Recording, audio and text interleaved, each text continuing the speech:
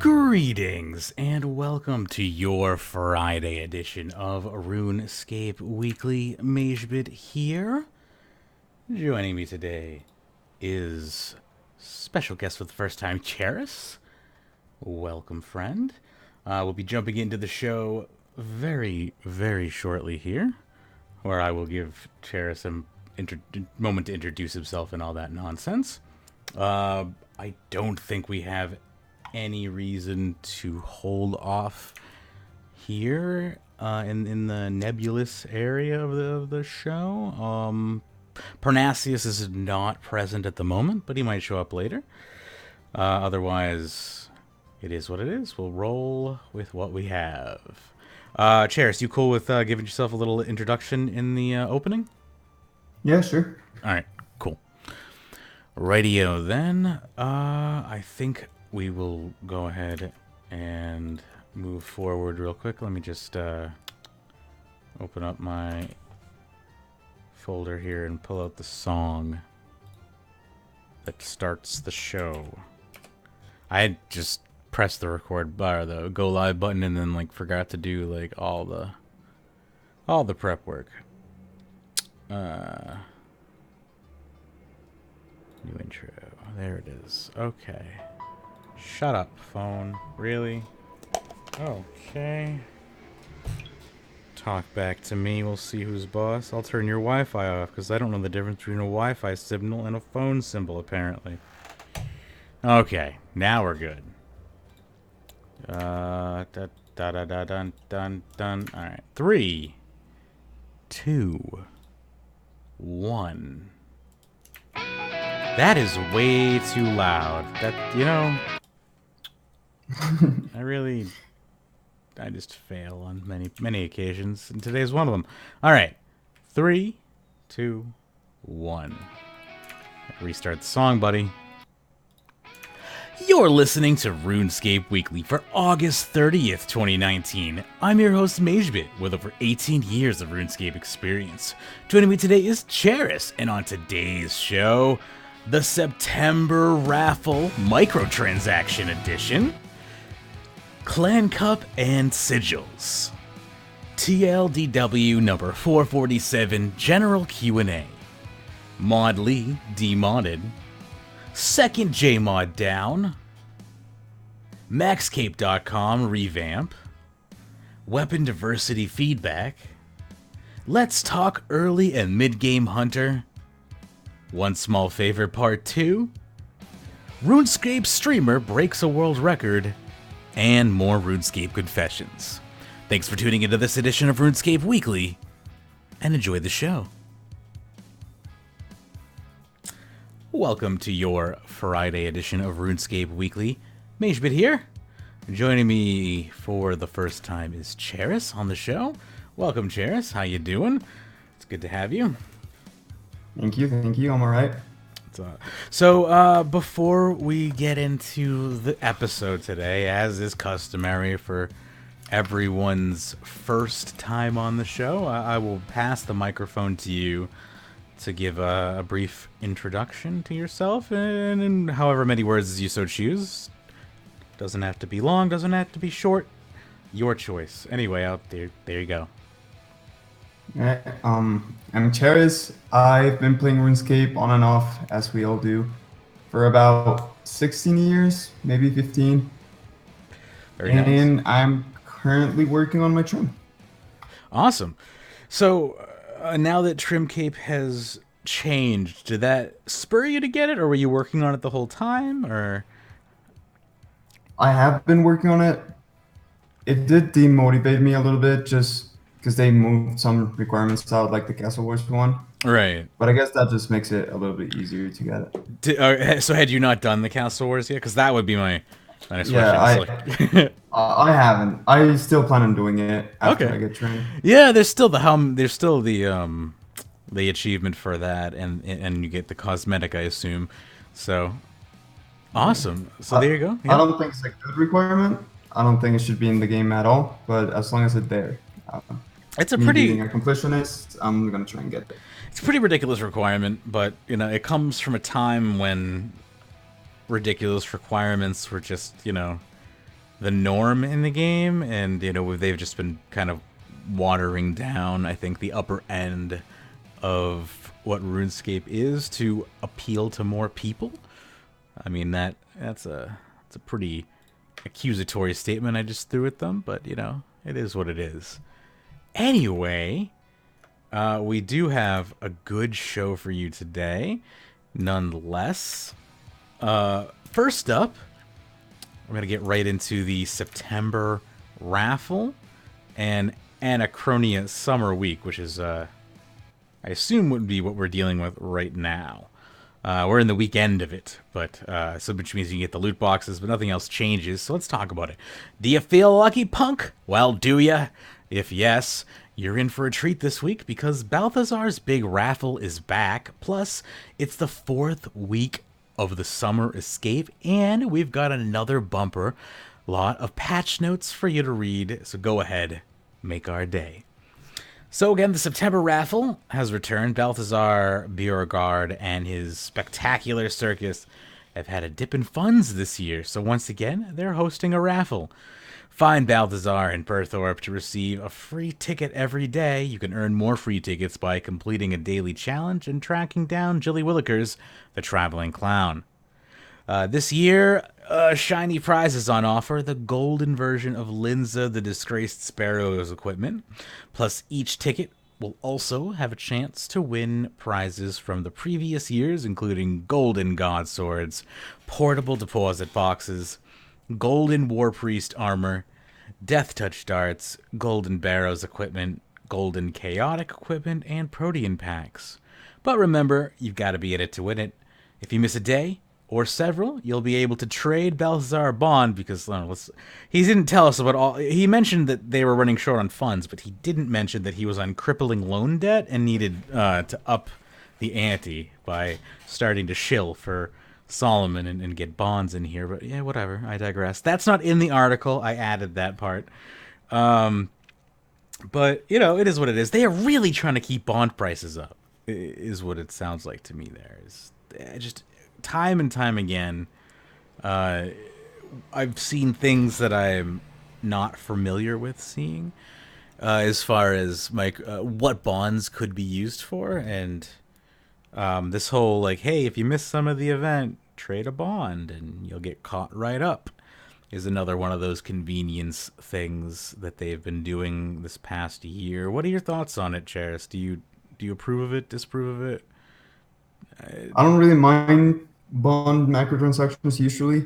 Right, yeah, same. But I don't know. The whole point of getting the tickets is logging in, doing your dailies, doing whatever you need. If I can just pay a bond and not have to do anything and just get all my tickets, that just seems a little bit over the top. You could just... Now, again, this won't get you your Jilly Williker bonus ticket, but for real, you can get all 30 raffle tickets, or 31. Is it 31 days in September? I'll pretend that I know. There's just a way to pretty much gain back at least half of all of the missed tickets. I'm assuming if it is Jilly Williker's tickets as well that you get from this, then it's just seriously OP. We'll find out coming very shortly here. Also, the summer escape this week is Anachronia. So this is the 4th and final one. This week, you'll see some boosts from Anachronia, including 50% chance for an increased Hunter Mark drop while hunting on the island, 50% more XP in Irby Werby, 10% increased chance of receiving Codex pages while traveling the Agility course, 10% increased Agility XP from the Anachronia course, 0% chance to fail obstacles on the Agility course, 10% increased Hunter XP while taking part in Big Game Hunter, 10% increased drop rate for rare items from Slayer creatures on Anachronia. While you're traveling around Anachronia, keep an eye on those lodestones. Once every hour, certain lodestones will receive balloon drops containing Silverhawk feathers, summary snacks, and more. Don't forget, from 1200 every Friday until 11:59 on Monday, the following boosts will be in effect as well. 1 free reroll for each clue daily, double skill outfit fragments, double Menaphos rep, double Thaler, double Slayer points, half boss instance costs, chance of mystery boxes when skilling and killing. And if that's not your thing, you'll find a variety of buffs in place in player-owned farms, including 10% increased chance of breeding animals, 5% increased chance of shiny animals, 10% happiness and health increase from feeding, double yield from harvested animals, 10% more beans from selling animals, 10% increased drop rate of animals from combat, and honeycombs are 50% more effective when used on animals. So there you go.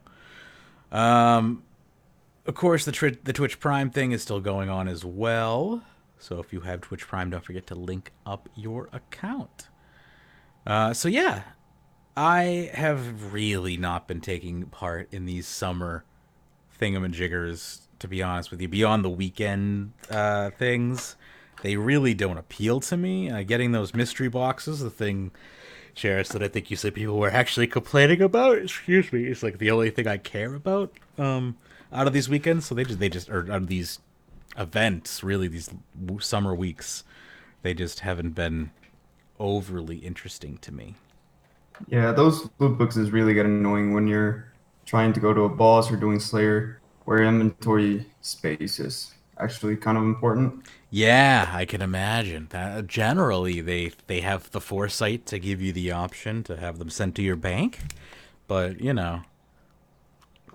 whoever made this one clearly Yeah. forgot. Anyway, anything else to say about the raffle or the Anachronia week, or shall I keep going along?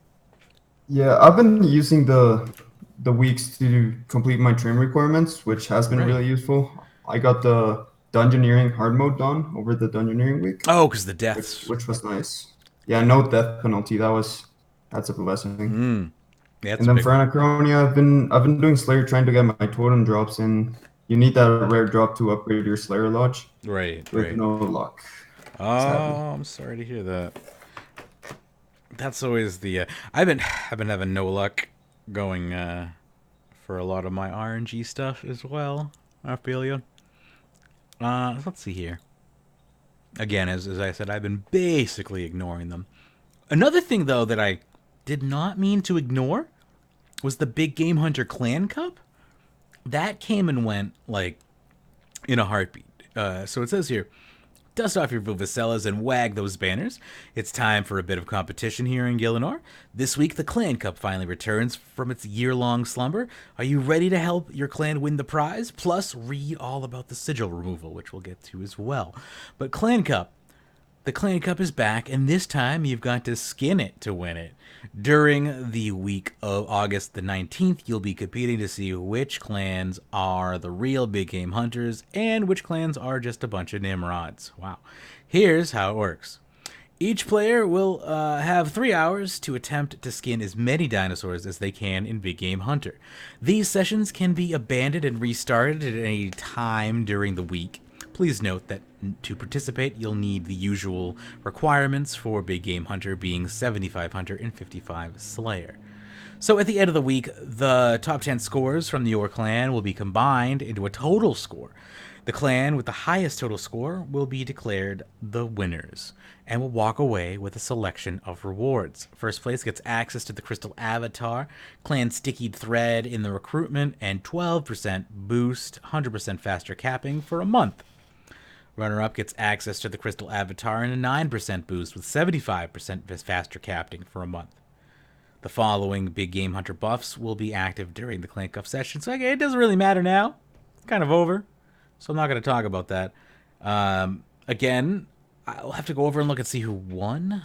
Probably next week. I don't know if they have that information available at the moment. But yeah, I completely missed it. I did not mean to miss it. I have no idea if anyone in our clan, excuse me, even bothered to participate in it. But if if we had Pyrnassius, that is something I would ask him. But alas, we do not. Sigil removal, I'll move on to since I have literally nothing else to say about the Clan Cup. You can jump in anytime you want, Charis. Feel free to interrupt me. Yeah, about the Clan Cup, I just don't think they did a good job just making sure people knew about that. Yeah. I mean, Because go ahead. people don't really go on the front page anymore, and they really have to put it somewhere in game. Yeah, having it in game on the splash screen, like in the lobby as the featured content for the week, would have been really helpful. Announcing it on social media would have been helpful. Having it as an in-game notification as a pop-up in your text box would have been helpful once a day. Anyway, yeah, I agree. I mean, I totally spaced on it because I haven't been participating in the game this month because it's been such a light month, and that's on me to some degree. But yeah, that stinks. Yeah, and also I like how they made it fair since you could pretty much win with a 10 people clan, and you can compete with clans that have 400 or 500 people in it. Oh They yeah, also removed a bunch of boosts that you would have to get to be able to actually kind of compete on it. So something like Bladed Dive and things like that, they just right. got rid of that. So they made it a lot more They fair. try to make it fair. The only thing I don't like about it is the fact that it's a clan thing. I love the competition and I would like to see more things like this where you can participate as an individual and not necessarily as a clan. Oh yeah, they should revamp the Gillinor games and make it an individual thing instead of like and have like prizes on the level of a clan cup. That would be fun. Sigil removal, also something that was inevitable. I didn't think it was going to happen. I figured that they were going to backtrack on it, but it happened. And after much deliberation, we decided that sigils were more complex than they needed to be. They required upkeep and could not be stacked, and were in general a hassle to use. Therefore, we've reworked the sigil system to turn them into abilities which require no upkeep to maintain. In addition, a few of these sigils have been removed to better reflect the bonuses. I'm sorry, renamed to better reflect the bonuses they provide. Sigil of Slaying is now the Slayer's Insight. Ferocious is now Kuradul's Favor. The function of these abilities have not changed. To unlock these new abilities, you'll need to craft codices. These codices are a little bit more costly than the original sigils were to make up for the fact that you'll no longer need to pay upkeep. As abilities, these multiple sigil effects can be added to the action bar, meaning that their effects can stack. We think this will add some exciting new combat strategies to the game, and we're looking forward to seeing how you use your abilities. You can find the sigil abilities in the Constitution, Defense, and Magic ability books. All existing sigils have been cleaned up from inventories and banks, and the composite materials will be refunded on how much charged the sigils were at the time of removal. Ha ha!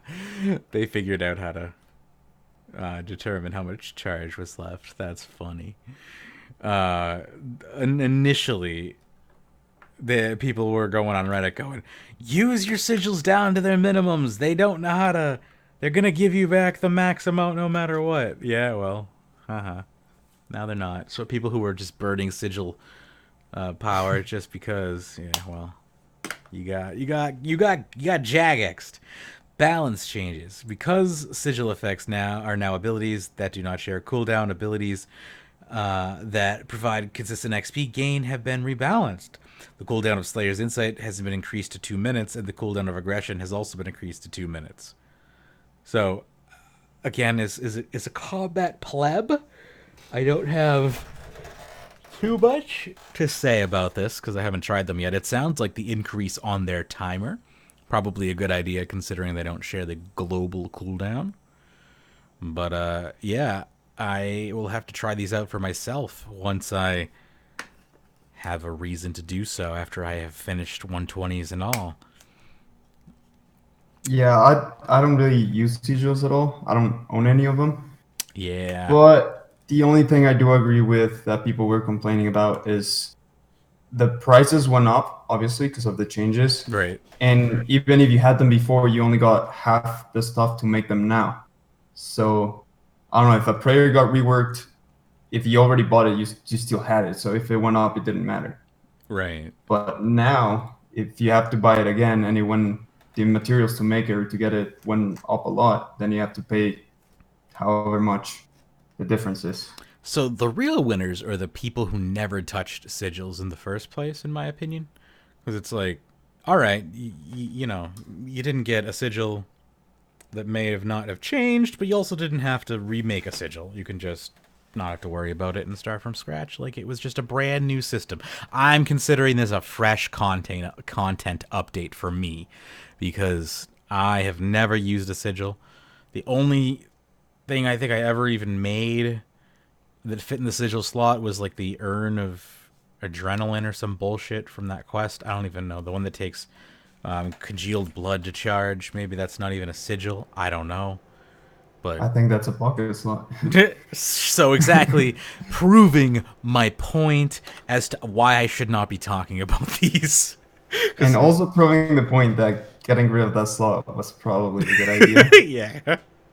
Because the average combat, 95% of people just never use one. you can tell by how angry David was that they got rid of them, by how good of an idea it was to get rid of it. If David was the only one on our team who knew anything about them and he used them regularly, then they were too powerful and too complex. Anyway, let's see here. We can continue along to the general Q&A here, which is I'm just gonna yawn through everything. I am so sorry. So my office is 80 degrees right now, and I can even press this little button here to switch between Celsius and that's 26.8 degrees Celsius. Thank you for that. You're welcome.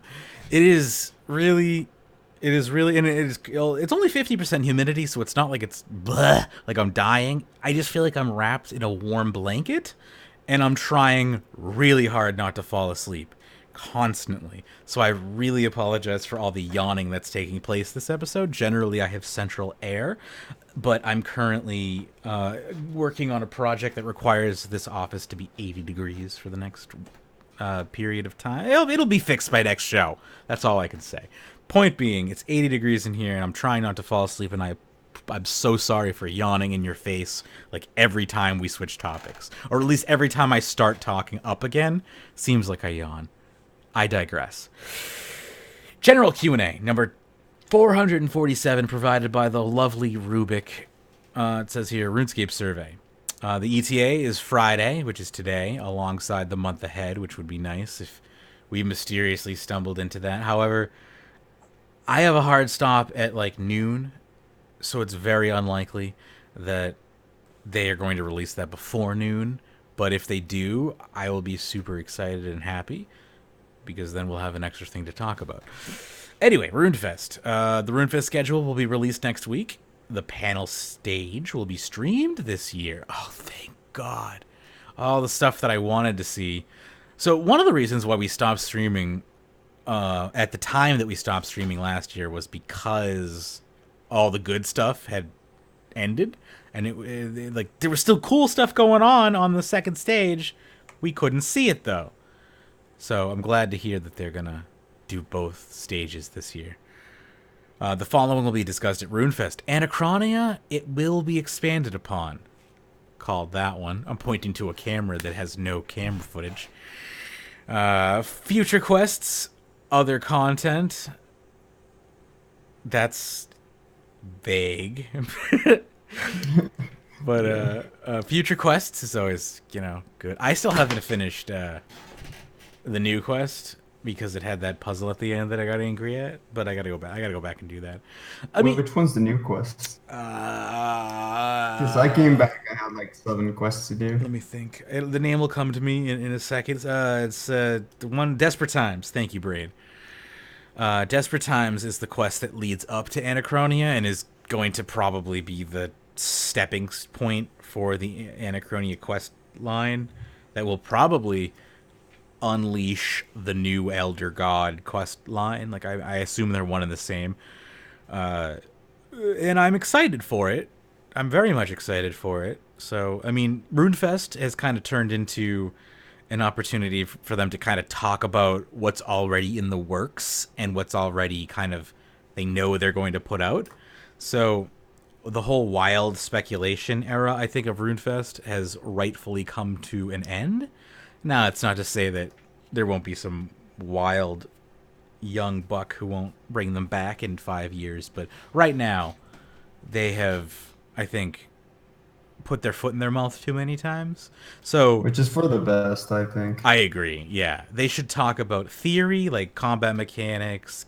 How's like long-term theory as far as like how's the skilling 5-year plan going, stuff like that, and then what is actively in development within the next like 6 months, not what's coming in the next year, because they have no idea just as much as we have no idea. And then we get hung up on those projects that they promised us. And I'm still waiting for the Church of You, like, perfect example. I will never be satisfied until there is a There's even some things that were apparently in the works during RuneFest and oh, then I never believe it. came out. Yeah. Like skilling offhands. I'm Oh pretty sure yeah. that like that was a thing that was gonna happen for sure Right. last RuneFest. Yeah, you're didn't even think about Yeah, that. Like it's it's not you're nowhere to be seen. it's not even immune when they think it's going to come out, Yeah. So why do wild speculation when you can't even guarantee that a current project isn't going to get scrapped? It's Yeah, it's just better if the current projects that actually get scrapped later are the weather speculation. right, In that case. exactly. So I'm excited for RuneFest. RuneFest is also a little bit of a sad time for me because we lost a listener right before RuneFest, and I found out on the day of RuneFest. That brings back sad memories for me permanently now. But that's life, and that's how it is, and that's when people talk about, and we'll talk about it, of course, when the time gets closer. I don't want to bring down the mood on this show, just like I'm not gonna want to bring down the mood on the day of RuneFest, but I'm gonna do it anyway. Anyway, what do we got going on here? So what's Jagex working on, huh? Localization projects. They want to work on almost everything and translate it into German, French, and Portuguese. So that's just kind of an ongoing project that they have, is translating the game into foreign languages, and the big three are German, French, and Portuguese. I think there used to be another one that I can't think of. It used to be Spanish. It got scrapped a while Right. back. Right, yeah, because they had that whole like AXO 5 system, which I still am one of the few people willing to provide player support to the players who are affected by the AXO 5 login system, which is basically the only reason why I'm willing to provide the support for it is because there is no support for it. So Jagex will just pretend it doesn't exist, and that like they'll just ignore you. So anytime someone posts about it, I'll just be like, sorry, you are what a terrible curse has befallen you. You I have remember having to use that. I don't know when I got rid of it Yeah, that's or that's how. the smartest thing would be to have gotten rid of it when you could have, because now that the partnership is dissolved, you can't. And if AXO 5 goes down, you can't log into RuneScape. So it's just a really shitty system. But because Jagex terminated their partnership with them, Jagex has no emissary there to like advocate for them on their behalf, and it's just a shit show. And now I'm sure it's a shit show in similar vein as to like I didn't transfer over my RuneScape Classic character with 5 party hats on it, and now they're closing RuneScape Classic, and I want my account transferred situation. Like I'm sure they were given the option to transfer at some point in time, but I can't say for sure as someone who was not affected by the system. I'm just somebody old enough to remember the system existing. This I can't imagine there's a whole lot of people affected by that at this No, point. I'd guess there's probably less than 1,000. I think that's easy, like safe to say, and it's probably even safe to say that there's probably less than like 100. But moving along, one person translates stuff and another person tests and edits it. So like they're telling that's bold to only have like a single person on your translation team who's doing the heavy lifting, and then one person has to test all of it. Because I'll tell you what, when I've been reading a bunch of stuff, even proofreading a bunch of stuff, if I'm the only one doing it, I'm bound to miss stuff. Especially once I get used to the quirks and of the way the person doing the localization speaks naturally, and I'll start to like get used to their mess ups. Maybe I'm just not a good proof reader. Yeah. So what's going on I with didn't imagine they have it all set up for people to translate. Like it's it has Jagex. to do it. I mean, it's definitely been working out pretty well for them. So they must be doing something right. Because they have a very lively German community and French community. I don't know much about the Portuguese community, but I know that the German and French communities are both like die hard and alive, and I know the Portuguese community is as well. I know a few people down there. I just haven't heard of any of their J mods. Anyway, tap projects. There are plans, and they are being looked at. The name could be changed, but we don't know for sure. For anyway, just the fact that tap could come back is a benefit. Whether or not they change the name is inconsequential, unless they changed it to the Thursday anytime you have a 5 few seconds project, like personal project time. Like, I mean, it depends on what they change it to. If it's like something that never rolls around, then it's defeating the purpose. But hopefully, it's still something that they get regular time to work on.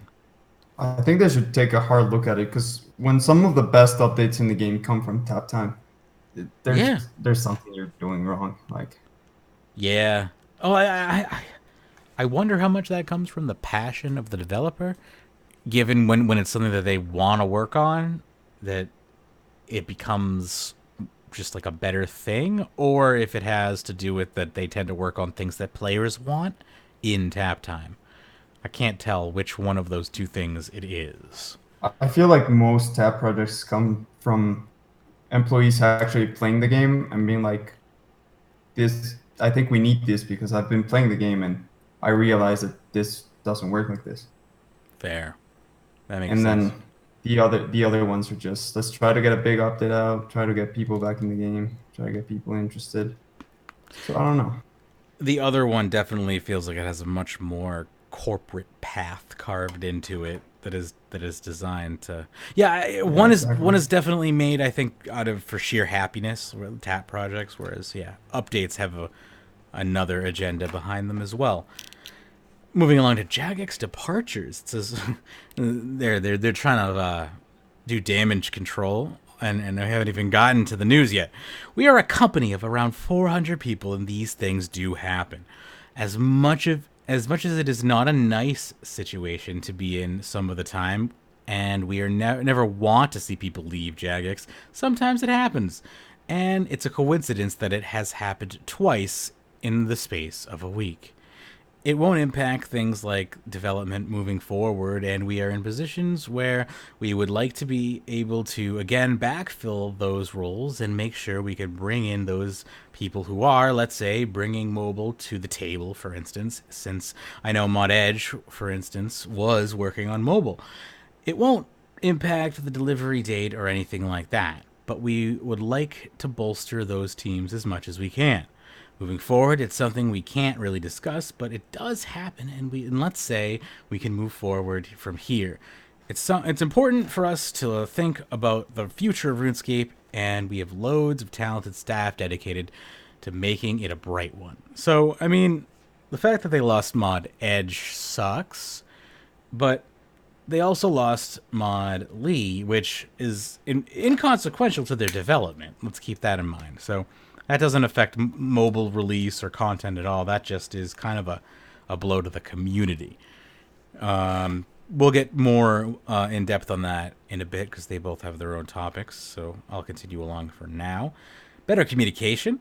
We have a lot of different communication platforms, and sometimes it can be difficult to put the same message on each of them all the time. We agree we could use the official channels more. We could use the website and forums as a launch pad to share it elsewhere. You think? These live streams are good at getting info elsewhere. Let us know how we can make them more digestible.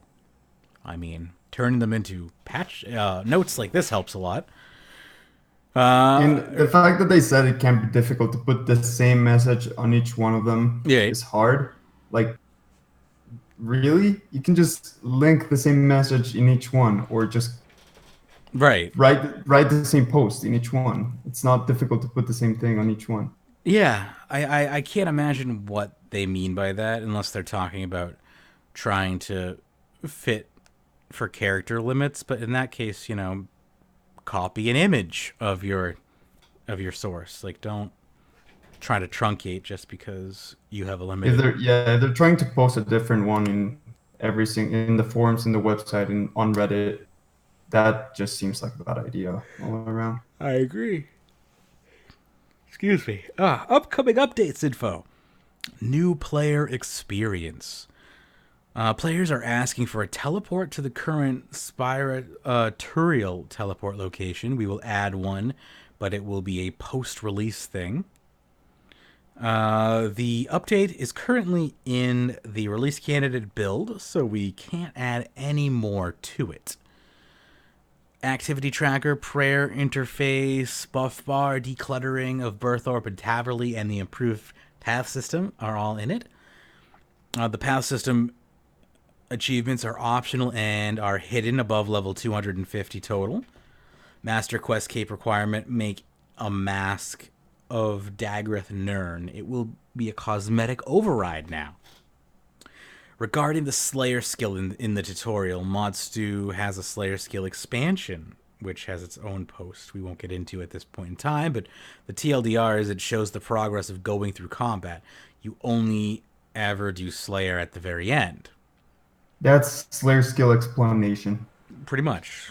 I mean, I Just because you said expansion, it's not getting expanded Oh, anymore. I'm sorry. Or now. Explanation. Gotcha. My bad. Slayer gets expanded constantly as it is, which is probably why That's true. I had that little Freudian slip. It's like with every major update comes a Slayer update. Player owned farm changes. General For the yes. new player experience, I think as someone who's been trying to get their friends to play the game for a really long time, It's this needed. is very important. It's very important. I agree. I agree. I think dumping you into the actual world with all the skills is not the way to go. I think they should have you in like a controlled space with a certain amount of skills until you get to a certain level, and then you can move out. I'm gonna tell you a little anecdote about this game that I just started playing called Albion, and how it has a place called Tutorial Island. But after Tutorial Island, there is nothing. Literally nothing. And I love it. Now, I can imagine that might be off-putting for a lot of people. But for like the old school like MMO RPGer inside of me, it was fantastic to like not have all of this crap shoved down my throat. But at the same time, I was very close to just being like, screw this game. And I think that's what they're trying to avoid is people who are on the fence going, screw this game. I'm not going to. They're not even telling me how to play it. I spent a week just figuring out how to play the game. And I don't think the average player wants to do that. Yeah, I'm the same. As soon as I'm put in the real world, I just want to check everything out. But Yeah. most people just get overwhelmed, and Yeah, I agree. I can't imagine most people coming back after like a couple of days playing. Yeah, if you drop it after a couple of days your first time, it's a hard chance you're gonna get reeled back in initially. Let's see here. So again, player on farm changes. In general, we aren't discussing the details until it's signed off, but you can discard most of what we said previously. Damn it. That's good to know. We will talk about the proposed changes in a couple of weeks, and the update will roll out shortly after. There will be a nerf. We've taken into account RRman, but we have not planned around them. Changes. We're not adjusting the selling prices. We never planned on it. We made some tweaks with breeding, but it's not quite what it was before. We are making reductions to the number of animals in the game since there are just too many. We are adding some buffs, but overall it's changing from free XP with no effort to XP with some effort. So, let's hope. This just seems weird to me. They came out with a player-owned farms nerf post, and then the week after that, they both play on farms every weekend. Right. And then August is over, and they're actually going to nerf it. Like, that's just the story. given they didn't buff the XP over the weekends, right? But still, it just seems weird. It's the story of balancing in RuneScape. And I don't think there are too many animals in the game. I think they need more animals.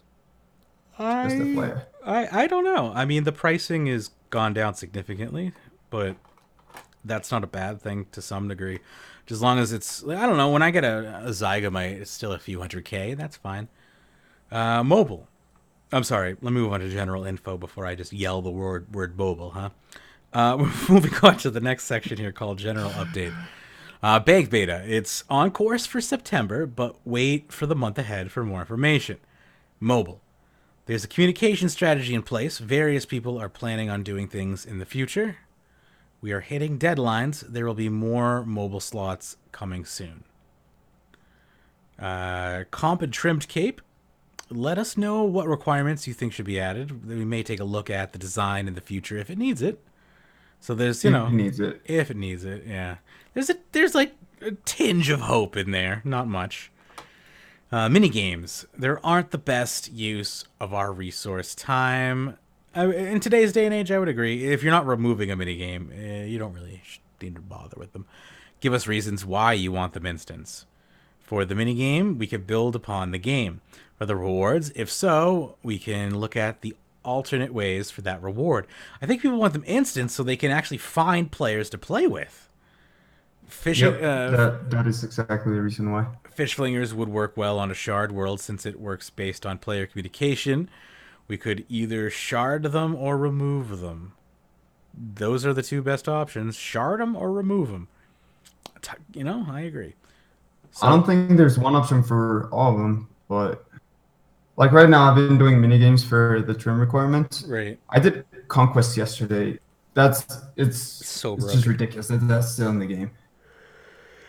That's good. Nobody playing it. It takes like an hour and a half to get it for both players. Everyone's posting it for the trim requirement. That just doesn't make any sense.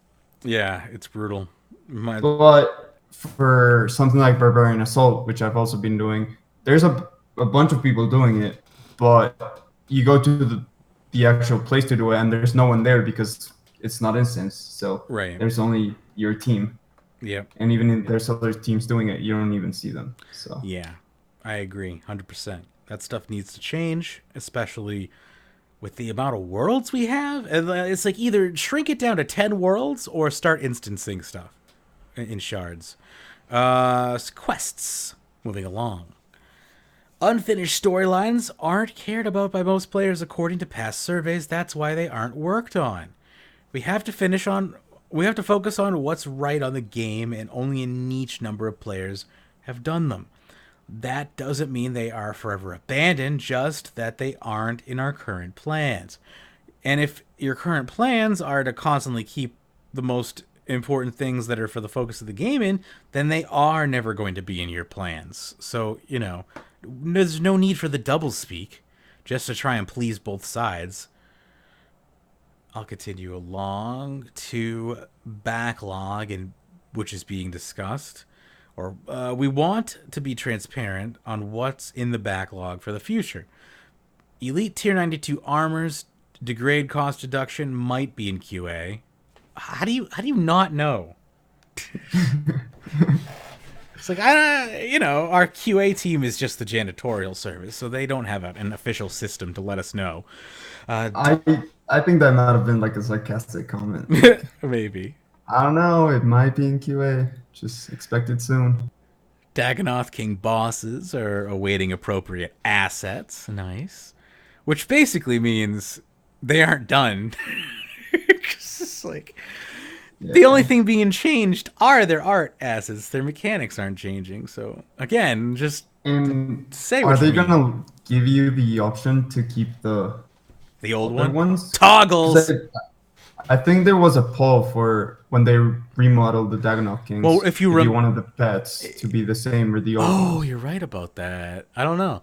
All I remember is, do you remember the Black Knight Titan?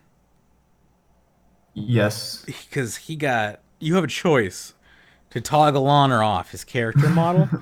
His high, like inside of the Gower quest, I think. I don't remember if you could do it in the main world or not, but I think you can. I think it's just an actual toggle where it's like you could choose between the two models because they're just butthurt old players out there who can't handle it.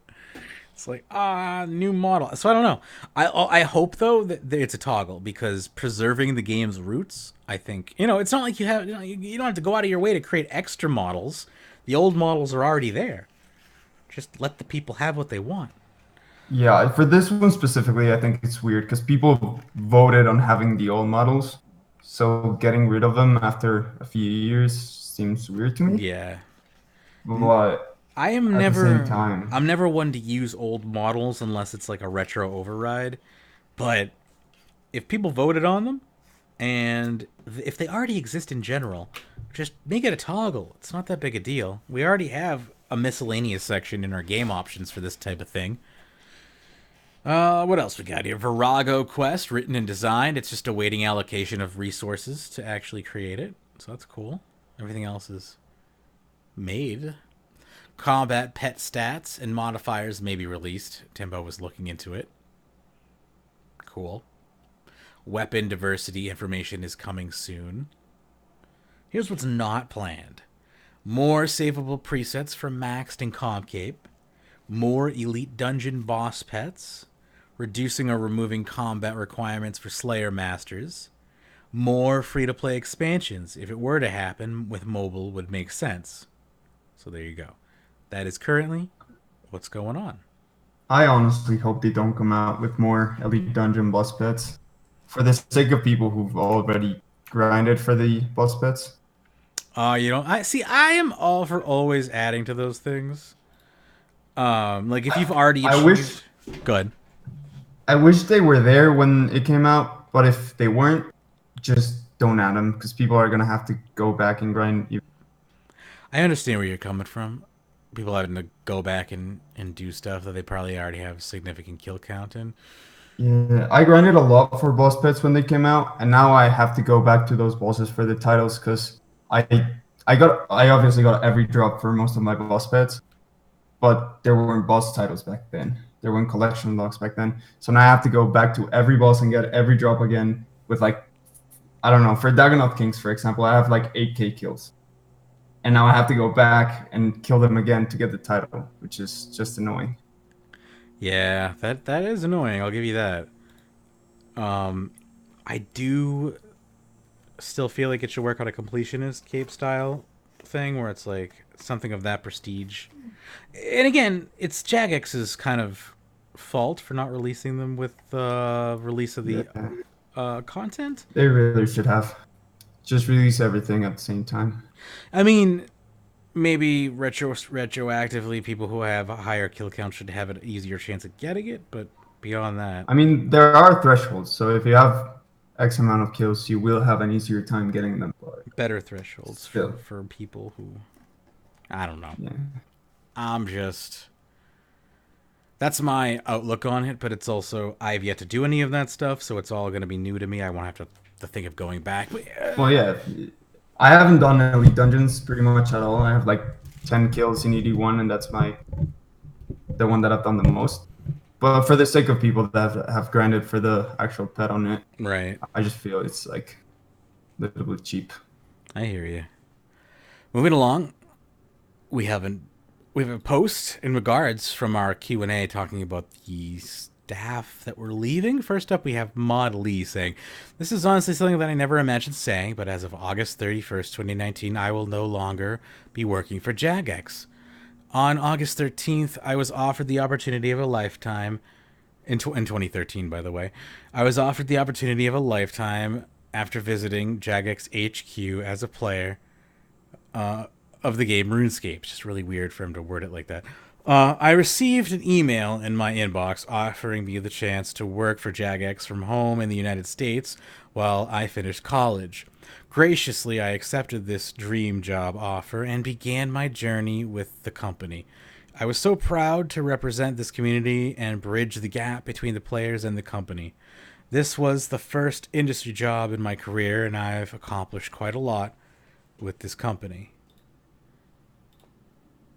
Here are just a few things that I'm proud of accomplishing within my time at Jagex. Creating, branding, and running the Runescape Twitch channel, which reached over 200,000 followers and 14 million views since 2013. Streaming over 500 times on the Runescape Twitch channel. Content ranging from divination skill release to Sunday boss mass events. Starting a brand new video series on the Runescape YouTube channel, Patch Notes, which I made over 280 episodes of. When I started working for Jagex, RuneScape's YouTube channel had one video series and 110,000 subscribers. Now it has over 250,000. Creating the Imcando pickaxe, hosting over 1,000 in-game events for players in the community, hosting and co-hosting the RuneFest livestream 5 different years. Most importantly, getting to know and entertain all of you in the community. So there you go. That is the end of his reign. He says this may be the end for Mod Lee, but it isn't for Regicidal. I hope that you all continue to support me personally, regardless of what I do. I'm not quitting RuneScape, and I'll still be making content on my personal platforms.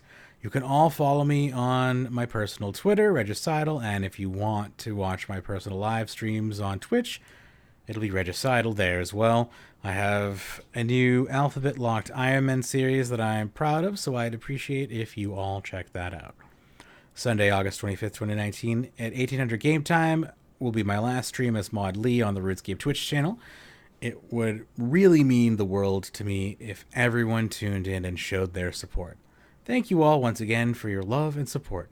I hope to see you all one last time on the RuneScape channel this Sunday. Love, Mod Lee.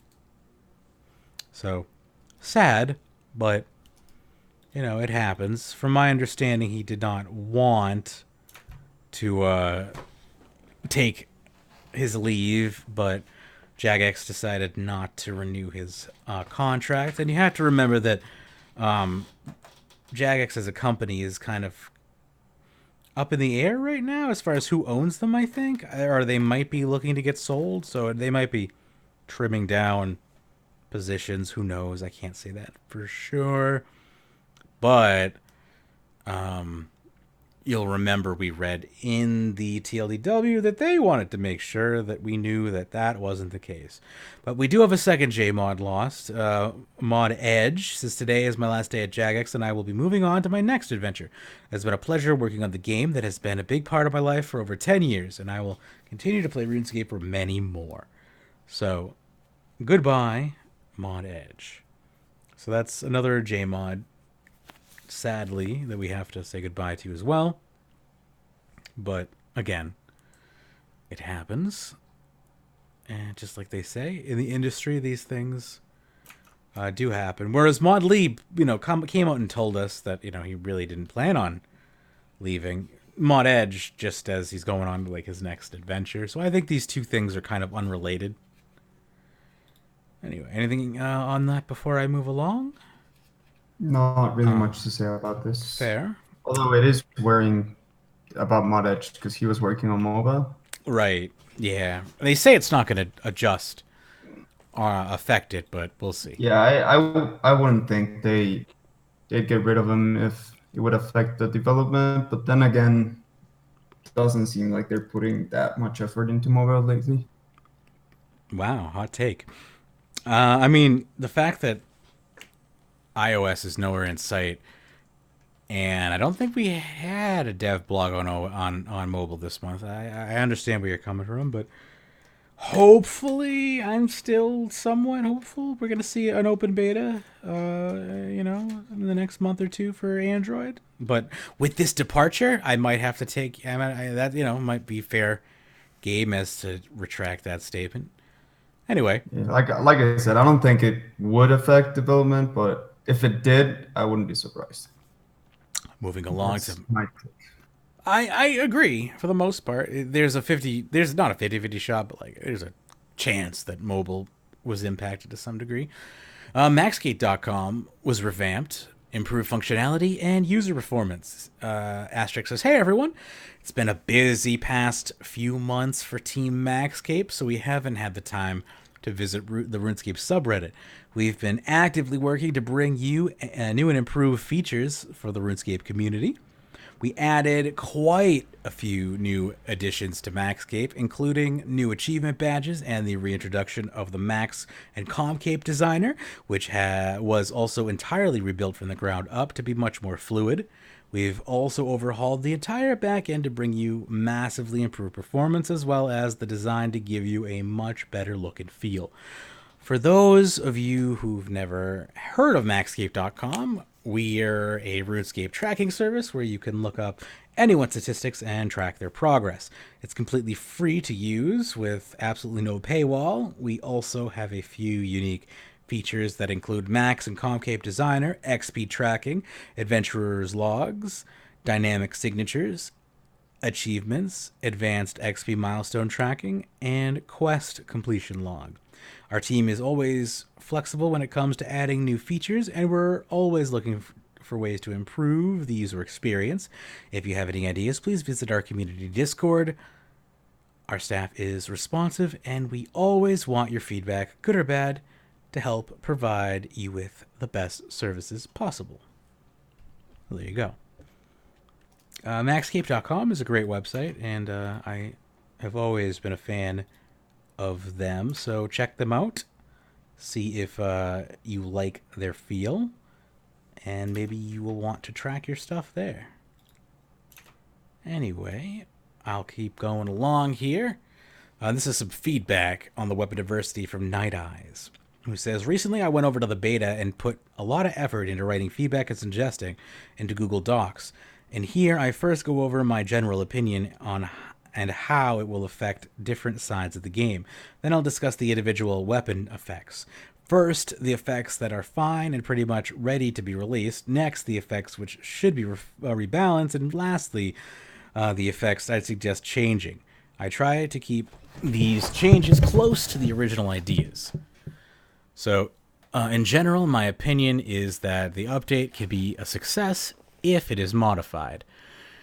In its current form, I do not think it will succeed, though. The main issue being that few new niches are created, and the update will not diversify much, along with being a burden for newer players.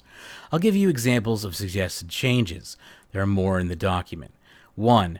Daggers. Niche. General DPS. Current effect, 5% chance to hit twice with every attack. Applies to both main hand and offhand individually, so 2 daggers could be used, and the effect could trigger on both at the same time. This is a fairly straightforward damage buff, though the added hits are auto attacks, and thus a lot weaker than the abilities, which isn't clear from the description. It's also completely RNG whether or not this will proc, which is annoying in my opinion.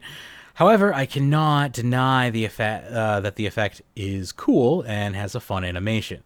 That being said, if this is kept, I'd like to see it balanced in a way where it ends up being slightly weaker than the other non-RNG based weapon types. This leaves it as a fun weapon type. Suggestion: change number 1 in theme of daggers makes this only work when behind a target, like backstab. New niche, flanking DPS. This would give daggers their own niche as weapons to be used as group bosses when not tanking. It also gives positioning and importance. While the effect still has RNG, it fits even better thematically and won't be usable everywhere, which encourages diversity. When it has its own niche like this, it can also be left to be it would left to be stronger than other weapon types, since it's only usable at certain bosses and roles.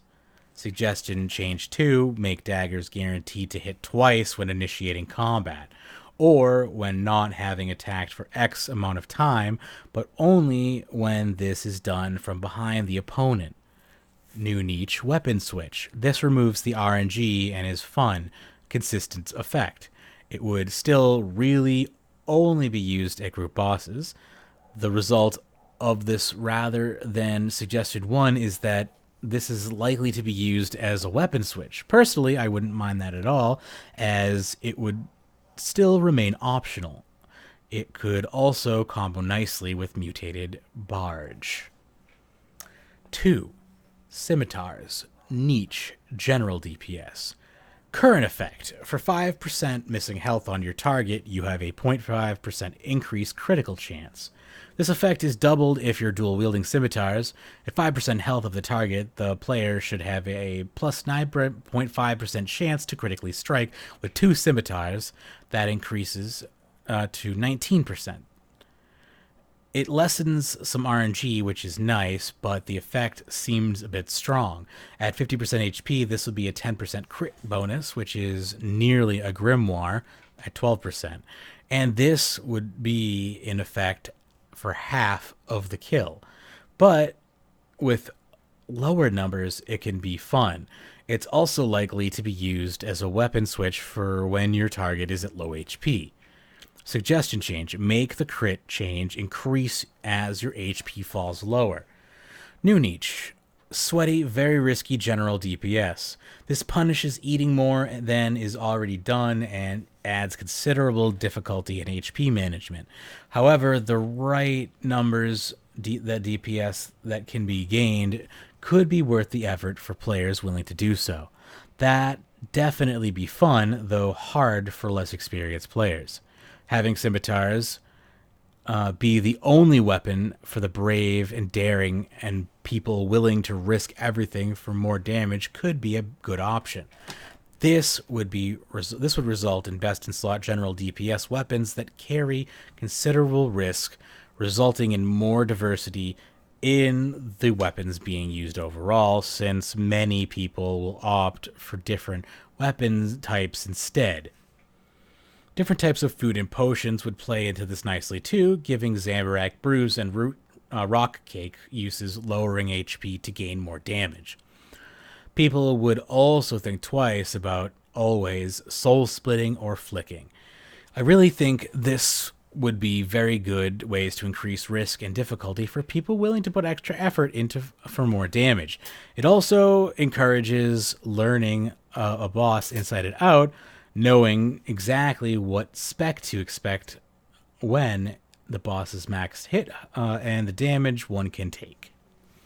So there's a lot of interesting stuff in the document, and these that they bring up here are also very good ideas. And my idea, as somebody who's not really much into combat in RuneScape, these all sound great on the surface.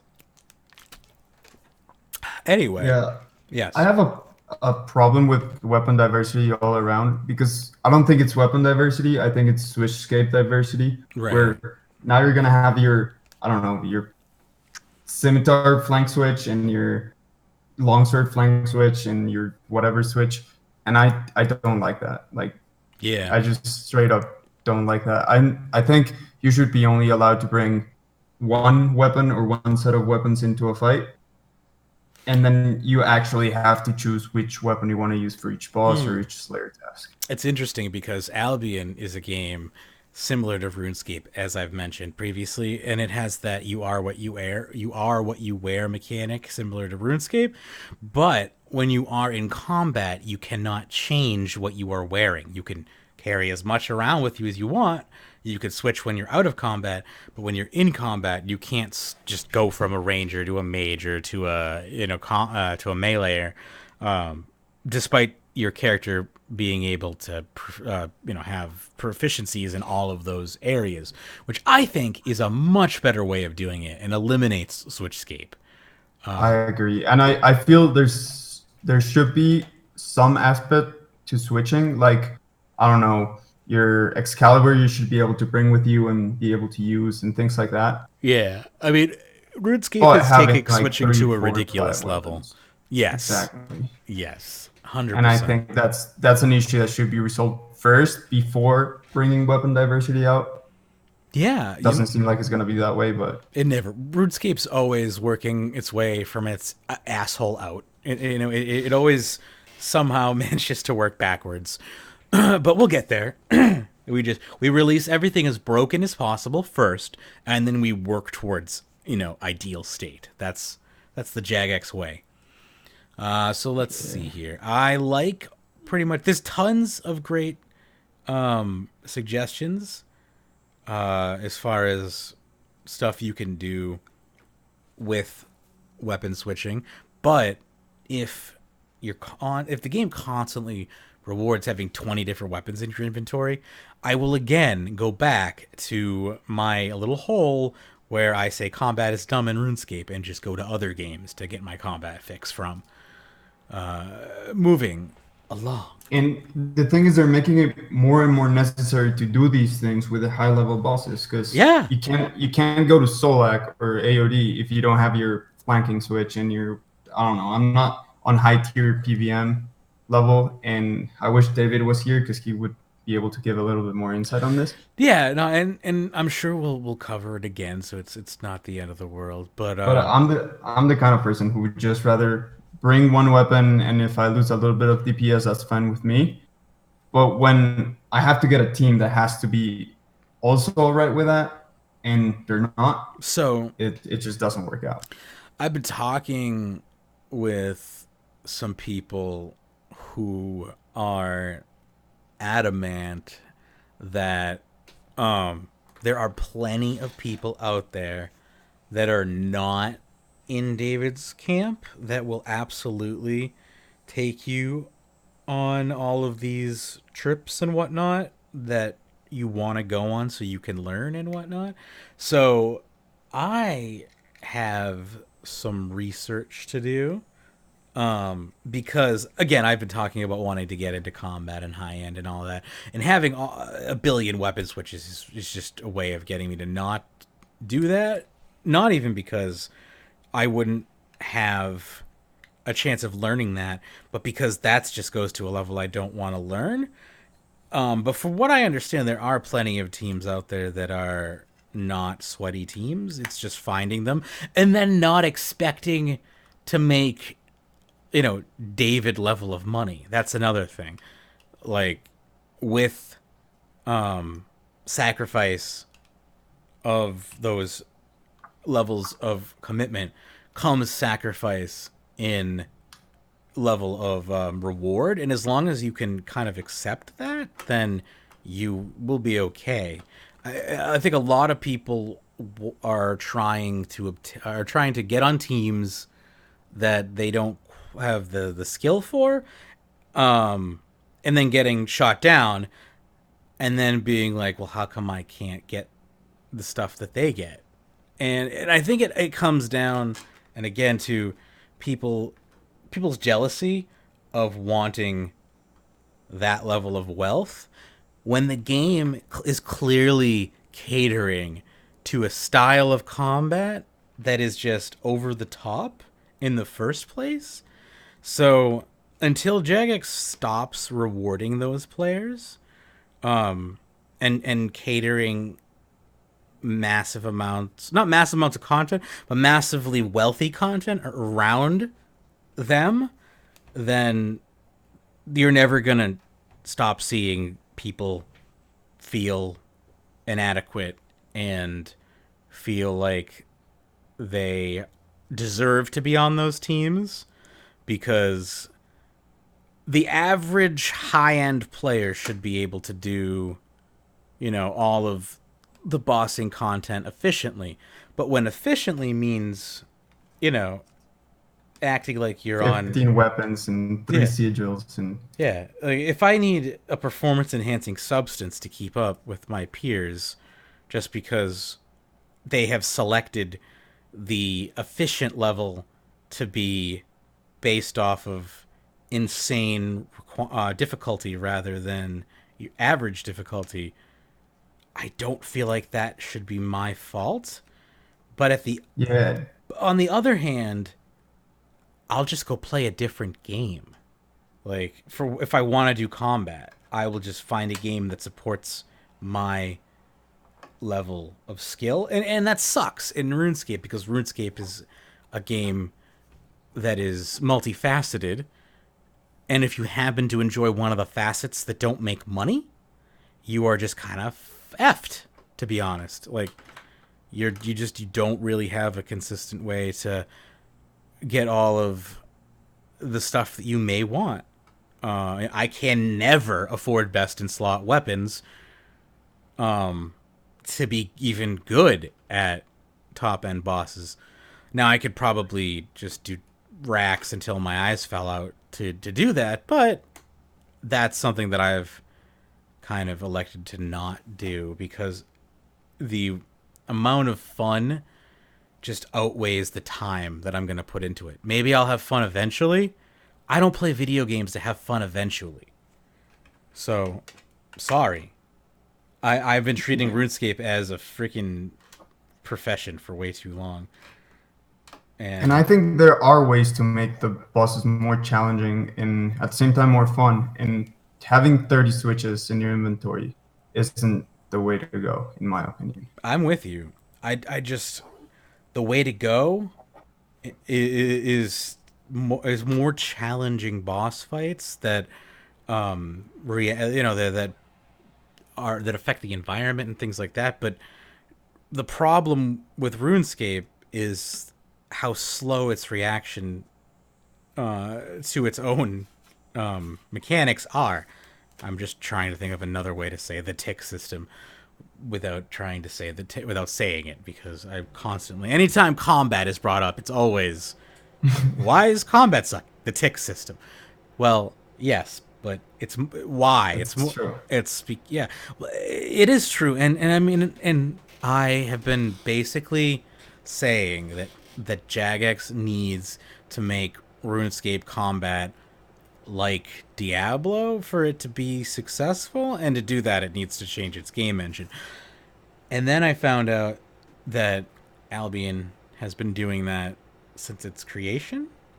It's like it's that hybridized click to move combat, but you can also hold down your your left mouse to the direction. Your character will follow your cursor, which is what I've been wanting in RuneScape forever. And no matter where my character moves, no matter where my cursor moves, my character just snaps to it. And RuneScape just can't compete with that level of responsivity. And because of it, its combat sucks, in my personal, humble opinion. But I digress. It's just to finally have another game that basically does RuneScape, if you will, except for it improves on the one thing that I have the biggest problem with. And it has a living PvP scene. And come on, Jagex, fix your game. Anyway, moving along. Skilling Council. We need to talk about the early mid-game Hunter. So we've talked a lot about Hunter because of butterflies and big game Hunter being introduced to the game. Yavanu wants to talk about early game Hunter, who says, Introduction. With the Land Out of Time's release, I got drawn back into RuneScape 3.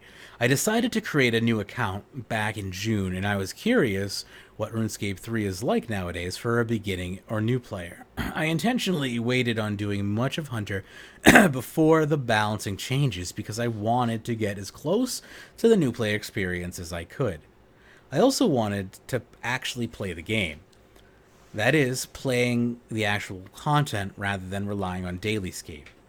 I have to admit that Hunter post-balancing changes has probably the worst early to mid of any of the skills in the game.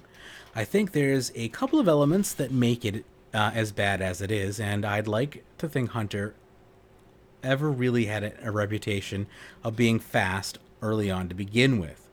Some changes were made to actually help the skill, which I'll start with. The good, setting traps at level 1 rather than level 20, setting up 3 traps at level 30 rather than level 40. The 1 to level 23 Hunter grind was infamously horrendous. Most people opted to do the Varric Museum quiz to skip straight to level 9. You'd be stuck with a single trap hunting down birds, and then catch butterflies while you're waiting for the birds starting at level 15. The This addresses a core issue in the early game, the frustration that comes with sitting, waiting for one trap for your bird to take a crap and fly off again.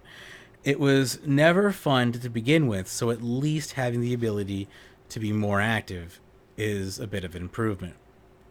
The good, too, kinda, butterfly mechanics. The barehanded butterflies are now basically the go-to AFK method for hunter training, which, why is it only kinda good? Because you can't barehand catch until at least 80 hunter, which isn't really early mid-game hunter anymore.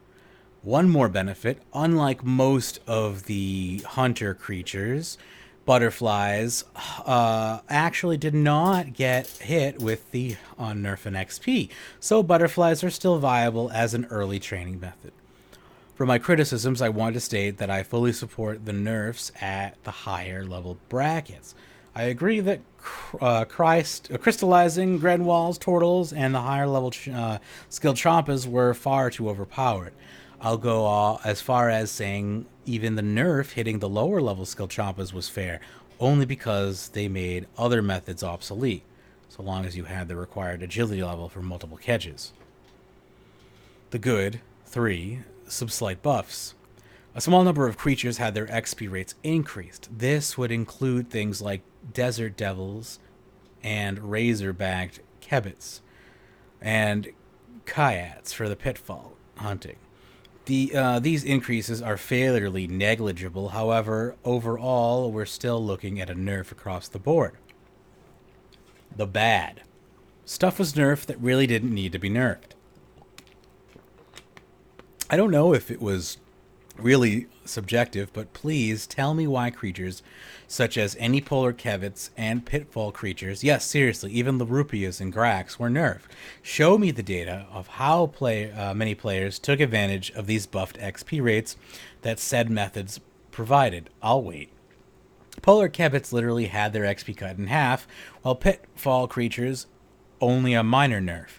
I'd argue that any creature below Grenwalls was undeserving of a nerf in XP, but these ones really stand out to me. The bad 2, early game methods are over-nerfed. It's understandable that being able to set multiple traps early on, we might see a slight reduction in XP, right? Well, personally, I don't think there was ever anything wrong with those standard XP rates Hunter had. Yet, creatures like swamp lizards... Sorry, my monitor's trying to shut itself off. Yet, creatures like swamp lizards had their XP cut in half.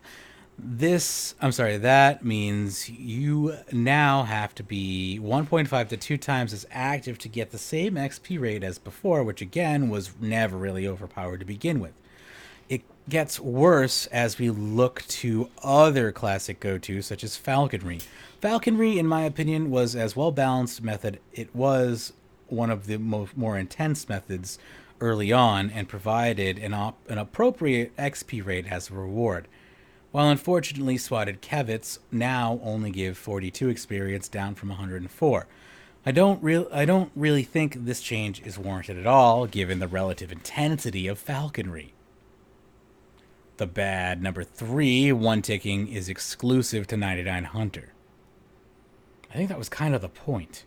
Remember, I praised the changes for allowing us to be more active in the early levels? Well, once we reach 40 Hunter, we're at the same point as before the balancing changes.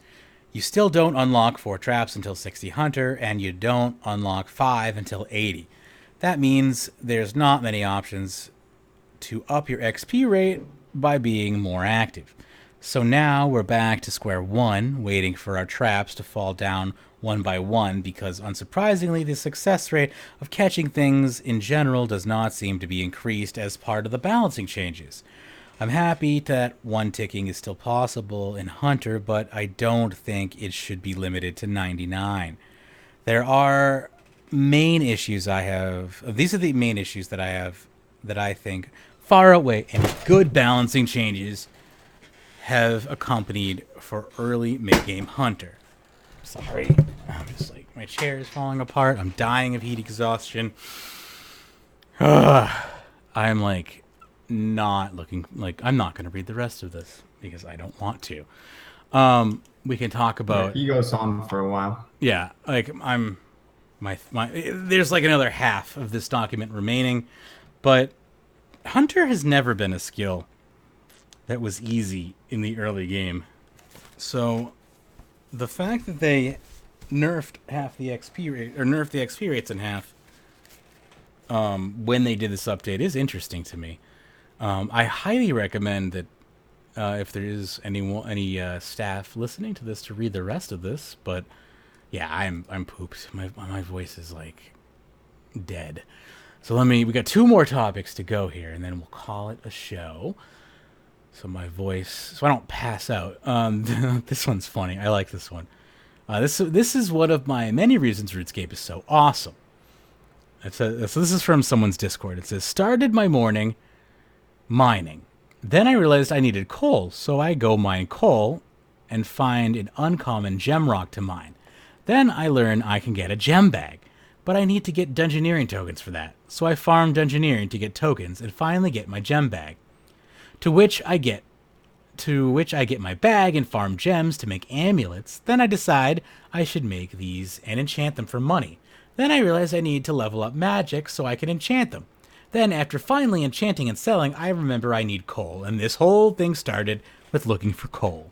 Thanks for coming to my TED Talk. I love that. That's RuneScape in a nutshell right there. That's just RuneScape. So, and you would think that's only at low levels, but no. Yeah, no, that's just that's just all the time. It's the cycle of life, and that's where skilling is supposed to come in. But I digress. I have one more topic to get through here. I'm going to try to read. I can barely feel my face. This is. You want me to read it?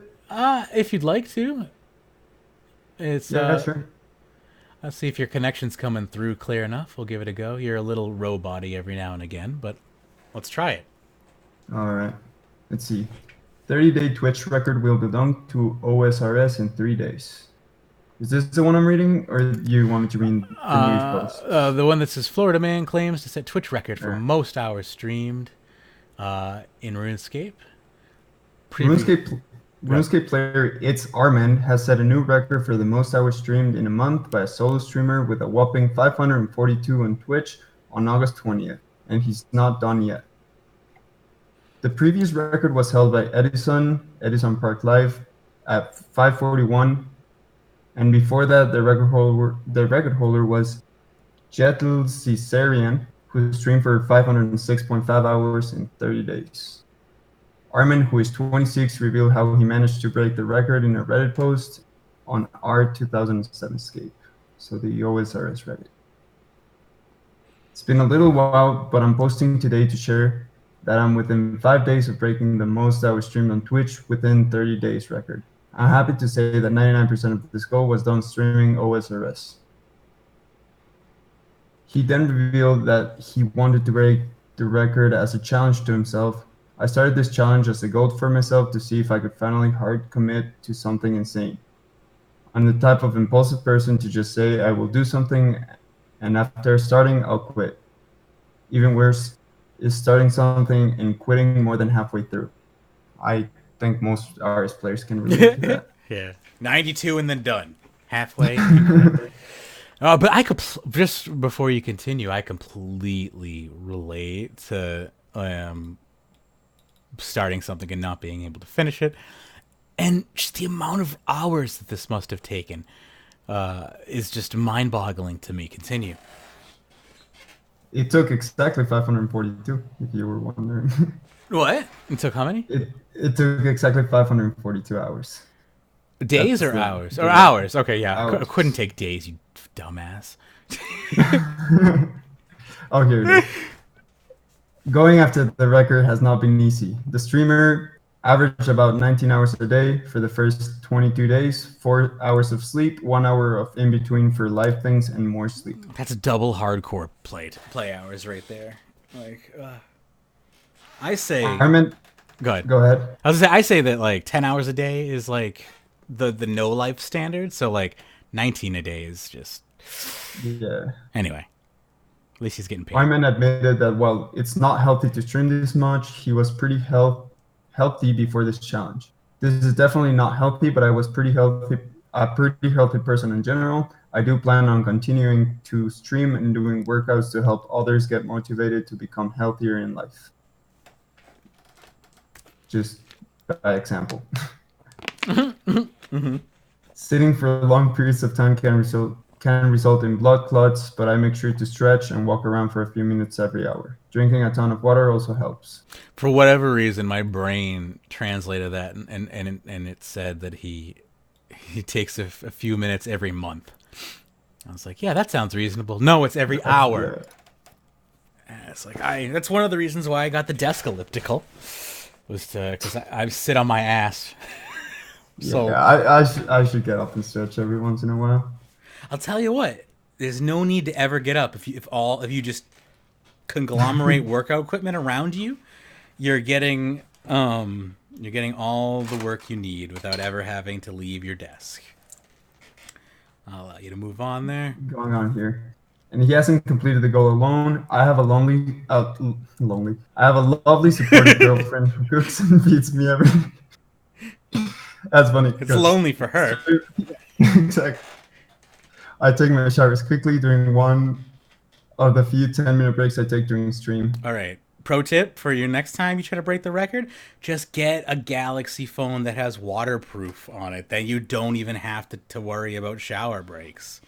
Easy. I don't even know what this person was. That's one of the, I've literally floated that idea. I'm like, when I have a Galaxy Note 10 Pro, will I take it in the shower with me to continue playing video games? I certainly hope not. Let's see here. But yeah, I'll let you move on after that. I've considered it.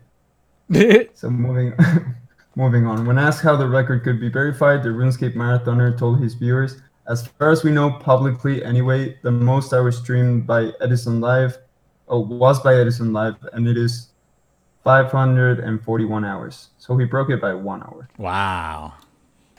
And my record is all public in my bots, so you can exactly see how long I streamed. There's no like Guinness or Twitch hold anything official because I don't think Twitch want to promote this type of record. I wonder why. All right. But I've got all the bots to prove it.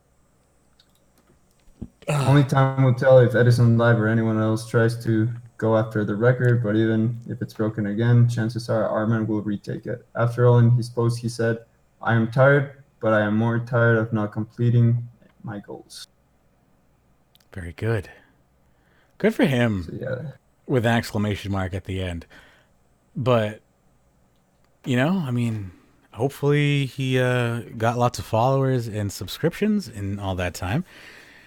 I will pull one RuneScape confession out of the hat before we wrap up this episode, and then we will call it a day.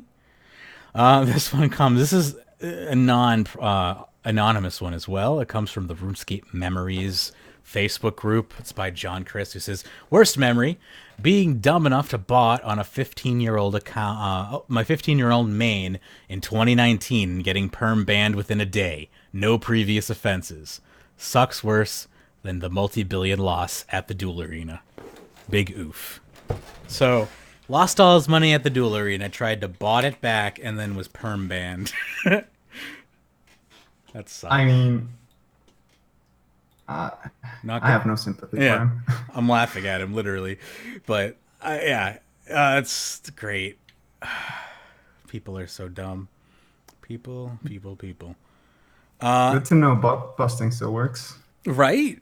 It works pretty dang well. A 15-year-old account that had no previous... I guess because they think that, like, nowadays you can just appeal any bans.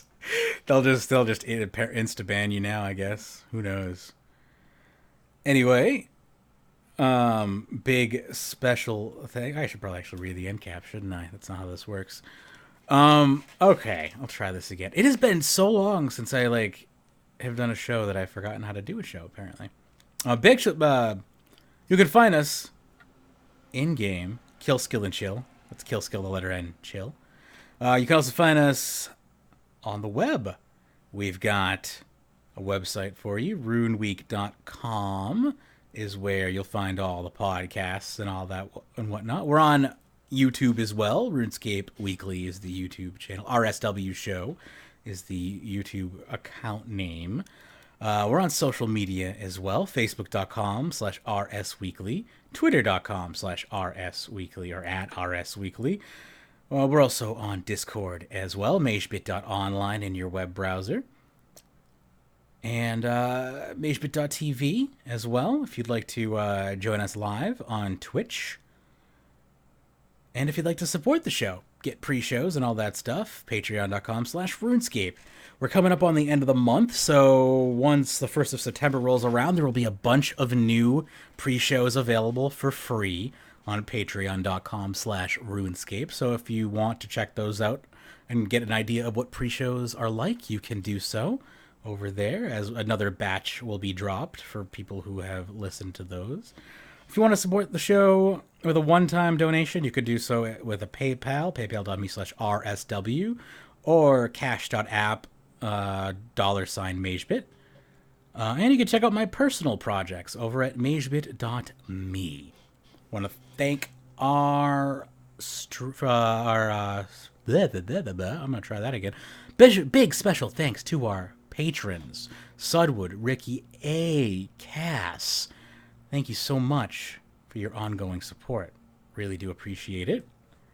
And we'll be back to do it again next week, getting back into the swing of things now that we're rolling into September. Thank you so much for everyone who put up with us while we took a little hiatus there. Anyway, thank you as well, Charis, for coming on. I hope to have you on again. That was a really good episode, and hopefully we will have a longer show next time with more co-hosts on it. I know that's my fault for being AWOL for 2 weeks. People start to lose confidence in my ability to show up, so I get that. So hopefully we'll be able to try another one next week with more co-hosts. But yeah. Thanks for having me. It was fun. Yeah, it was a good time. Anyway, that's going to do it for this episode. Happy scaping.